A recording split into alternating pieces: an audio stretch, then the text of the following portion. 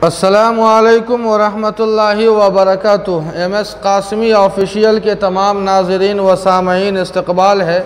नए नाज़रीन व सामईन से गुजारिश और अपील है कि अगर आपने MS कासमी ऑफिशियल को सब्सक्राइब नहीं किया है तो सब्सक्राइब कर ले, ताकि नए और अच्छे वीडियोस से इस्तिफ़ादे का मौका मिल सके।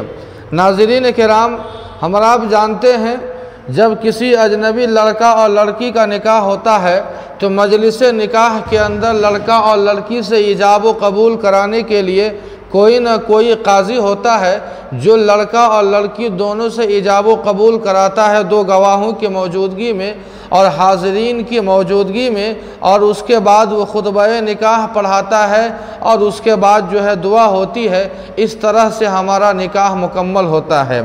नाज़रीन किराम, असल बात यह है कि जब निकाह पढ़ाने का मौका आता है तो हम किसी न किसी काजी या फिर किसी न किसी आलिम या मुफ्ती की तलाश करते हैं और उन्हीं की रहबरी में हमारा पूरा निकाह का प्रोसेस मुकम्मल होता है। लेकिन जब निकाह की मजलिस ख़त्म हो जाती है और निकाह के बदले मिलने वाले क़ज़ियाना की जब बारी आती है तो क़ज़ियाना लेने वाले एक नहीं हज़ारों हकदार और दावेदार खड़े हो जाते हैं। एक तरफ सरपंच ये कहता है कि उसमें मेरा भी हिस्सा होना चाहिए, दूसरी तरफ मुखिया ये कहता है कि मेरा भी उसमें हक़ है, तीसरी तरफ मस्जिद का सेक्रेटरी या सदर ये कहता है कि ये मेरा भी हक़ है। बच बचा कर जो कुछ बच जाता है शिरनी के तौर पर वो निकाह पढ़ाने वाले काजी या मौलवी साहब को दिया जाता है। लेकिन आखिर ये क़ज़ियाना निकाह के पढ़ाने के बदले जो क़ज़ियाना दिया और लिया जाता है, ये आखिर हक़ किसका है? आइए हज़रात मोहतरम, इमारत शरिया बिहार, उड़ीसा, झारखंड से किसी ने एक सवाल ये पूछा है कि आखिर ये हक़ किसका है क़ज़ियाने का। पूरा सवाल और जवाब हम आप सुनते हैं। सवाल पहले समझते हैं। बिस्मिही ताला, क्या फरमाते हैं मुफ्तियान किराम मसअले ज़ैल के बारे में कि क़ाज़ियाना किसका हक़ है? निकाह पढ़ाने वाले का या मस्जिद का या दोनों का या मोहल्ले वालों का?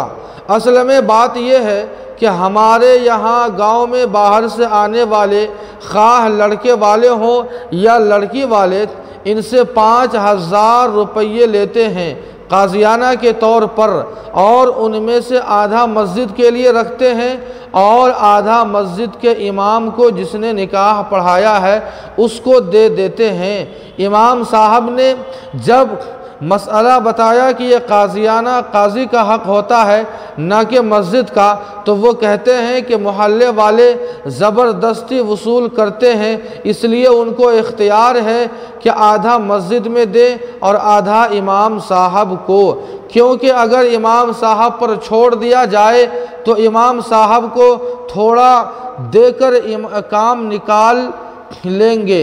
जब इमाम साहब ने मज़ीद समझाया कि क़ाज़ियाना मस्जिद का नहीं होता है तो मोहल्ले वालों ने यह तय कर लिया कि इस पैसे से किसी गरीब की बेटी की शादी करा देंगे या दावत के लिए देग वगैरह ले लेंगे जो सबके काम आएगा। मालूम ये करना है कि इस तरह मोहल्ले वालों का ज़बरदस्ती वसूल करना और फिर उसमें तसर्रुफ़ करना कैसा है, मुकम्मल वजाहत फरमा दे मेहरबानी होगी।